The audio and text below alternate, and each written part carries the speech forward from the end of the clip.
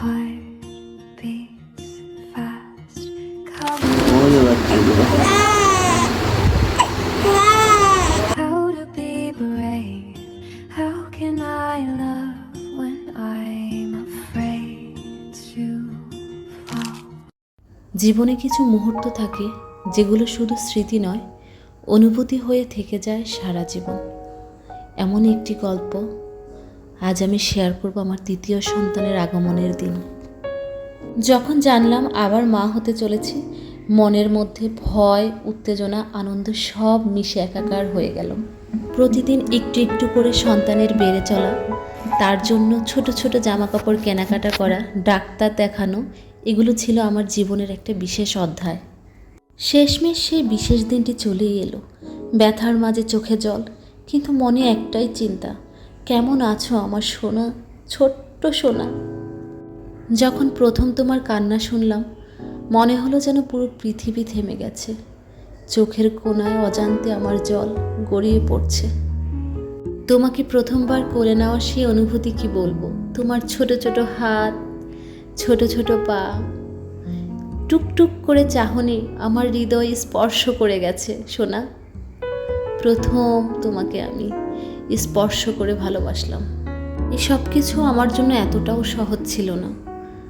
অনেক কষ্ট, অনেক ব্যথা সহ্য করে আমি তোমাকে পেয়েছি, কিন্তু তোমাকে পাওয়াটাই ছিল আমার জীবনের অন্যতম একটা অধ্যায়, অন্যতম একটা অংশ। মনে হয়েছে তুমি আমার জীবনে আবার নতুন এক সূর্য। প্রথম আমি সারপ্রাইজড হয়েছিলাম তোমার বড় ভাই যেদিন আমার জীবনে এসেছিল। আজ আমি আবার সিক্ত হয়েছি, আমি আবার মা হয়েছি তোমাকে পেয়ে। তোমার বাবাও এখানে কম কষ্ট করেননি তোমাকে দেখার জন্য। আমার ভেতরে তুমি একটু একটু করে বড় হয়েছ, আমি তোমাকে লালন করেছি, কিন্তু তোমার বাবা তোমাকে সেদিন থেকে অন্তরে লালন করেছে। তোমাকে প্রথম দেখে তার চোখে মুখে যে প্রফুল্লতা আমি দেখেছি, সত্যি আমি কখনো এমন প্রফুল্লতাকে আগে কখনো দেখিনি। এরপর যখন তুমি প্রথম তোমার ভাইয়ের সাথে দেখা করলে, সেই মুহূর্তটা আমার জন্য ছিল অন্যরকম এক প্রশান্তির। দুই ভাই যখন একই ফ্রেমে, আমি সত্যি বেডে শুয়ে তাকিয়েছিলাম।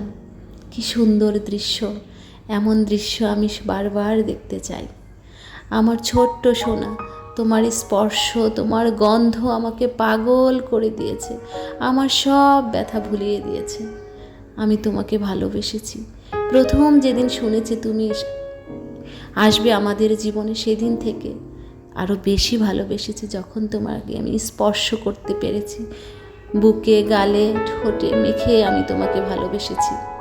তুমি আমার জীবনের দ্বিতীয় অংশ, দ্বিতীয় অধ্যায়। তোমার বড় ভাই এবং তোমরা দুজনেই আমার চোখের মণি। অনেক ভালোবাসি মা, অনেক ভালোবাসি। তোমার জন্ম শুধু তোমারই জন্ম নয়, আমারও দ্বিতীয়বারের মতো মা হিসেবে জন্ম হওয়া। আজ আমি তোমাকে স্বাগত জানাচ্ছি না, আমাদের জীবনের নতুন গল্পকে স্বাগত জানাচ্ছি।